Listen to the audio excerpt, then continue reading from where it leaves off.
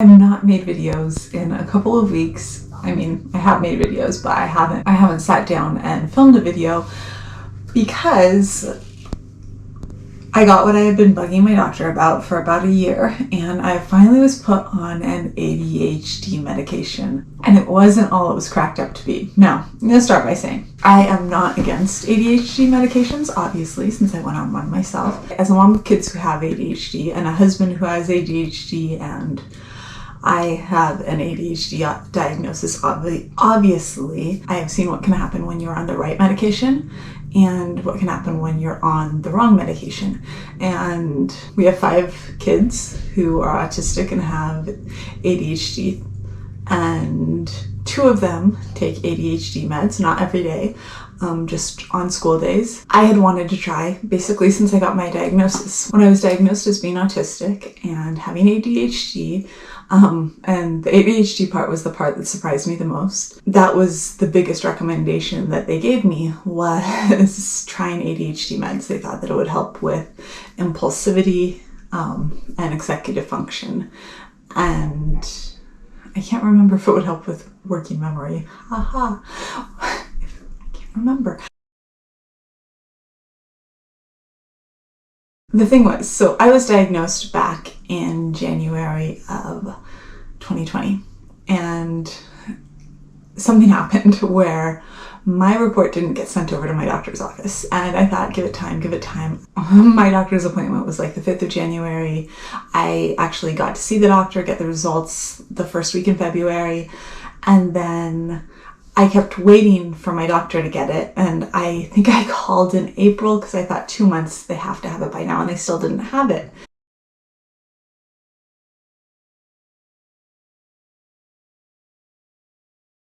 I retract my thoughts. Where was I? So in April I finally called because I had a doctor's appointment coming up, and I just wanted to make sure that they had the paperwork.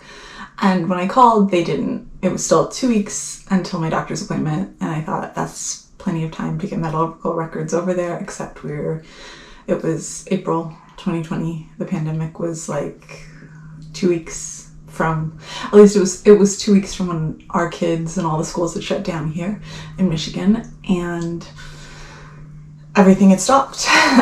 When I called the doctor's office, they said they could not get the medical records. The medical records department was not running.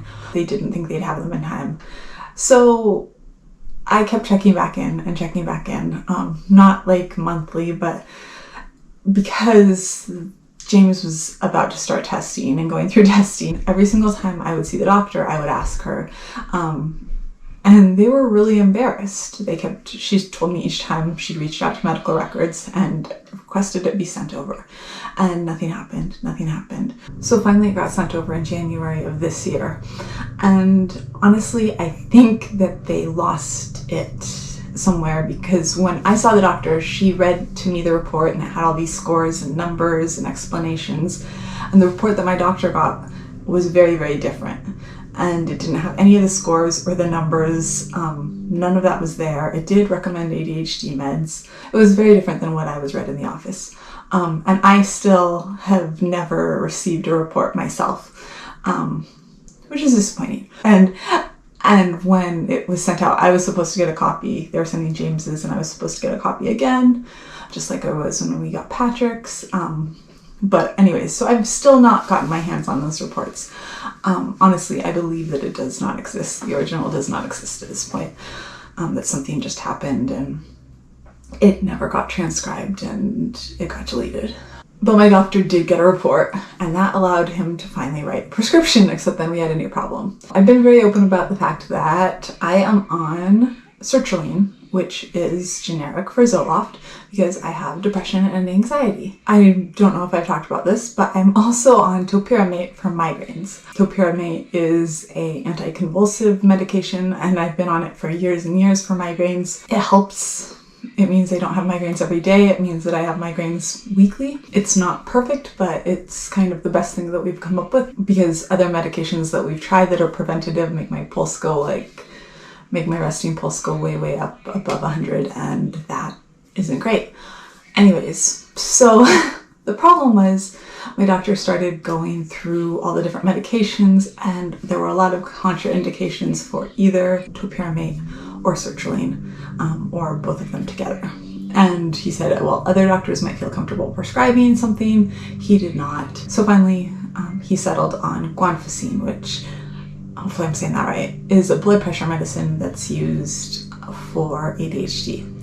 And I was a little bit worried about that because I have low blood pressure. In the past, they tried to give me propranolol for migraines, and that was a disaster. It made me really, really sick. But I thought that was like 10 years ago now, and maybe it will be better. Maybe this is a different medication. I was desperate to try something. The executive dysfunction piece has just been hard with homeschooling and getting paperwork in, and I wanted to see if there was something that could make that easier. Honestly, the biggest concern that I had was I didn't want something that would mess with my hyperfocus.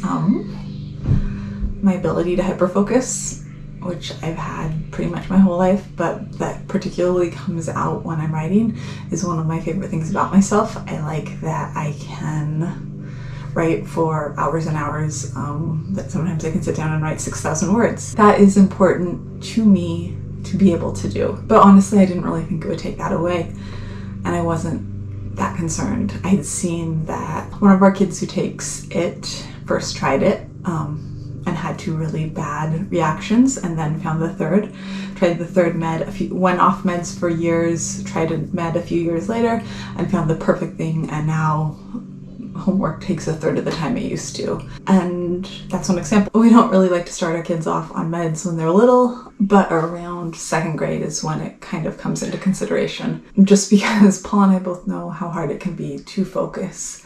And if you can find the right medication that gives you the boost into being able to focus while still letting you feel like yourself, that can be really good. But it's finding that right medication, because if you're on the wrong one, it's not good. I had like 3 really good days when I first started taking it.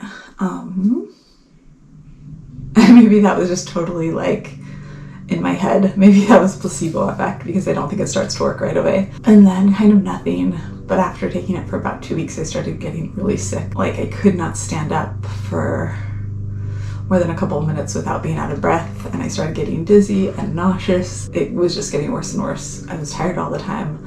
I couldn't even stand up. I couldn't stay on my feet. It was not good. I got a blood pressure cuff. I stopped taking it, and a few days after I stopped taking it, this blood pressure cuff that I had ordered came, and after I'd stopped taking it, a few days after I'd stopped taking it, my blood pressure was like 96/50. It's been like a week and a half, and I'm starting to feel better, but here's the major deal breaker. I could not write more than 500 words the entire time I was on it. So even if I'd felt awesome physically on it, that would have been a major deal breaker, because I could not hyperfocus on it. I need to be able to do that. Yeah, I've been able to do that since I was like 10 with writing. As long as I've been able to type, I've been able to completely focus and sit there and type for hours and hours, and it was just gone. So that's not gonna work. My doctor is completely booked through the month of June, so it's gonna be a while before anything else happens. So coffee it is, because coffee does help me hyperfocus. And coffee doesn't keep me awake, it just, yeah, slows everything down so that I can actually function. Coffee makes it so I can actually function. I guess like Ritalin or Adderall would. But on a little tiny scale instead of on a big scale. So that is where I am right now. But yeah, things have been quieter here. I was trying to get back into the habit of posting more regularly. Things have been much quieter because my brain has sort of felt like it's on the fritz, and I've really just not gotten very much done because my brain doesn't feel like it's working, and because I felt like I was going to get sick every time I stood up for more than a few minutes, although that at least seems to be behind us, which I'm extremely thankful for. Because yeah, the low blood pressure thing, I already have low-ish blood pressure. It definitely did not work out for me. Anyways, so that is the little update I wanted to give on what's been going on around here, with me at least, and now I am impatiently waiting for summer. So that is it. That's it for today. That's the update. If you like this video, I would love it if you'd give it a thumbs up, and if you're interested in all things autism, I'd love it if you'd hit subscribe, and I'll see you tomorrow.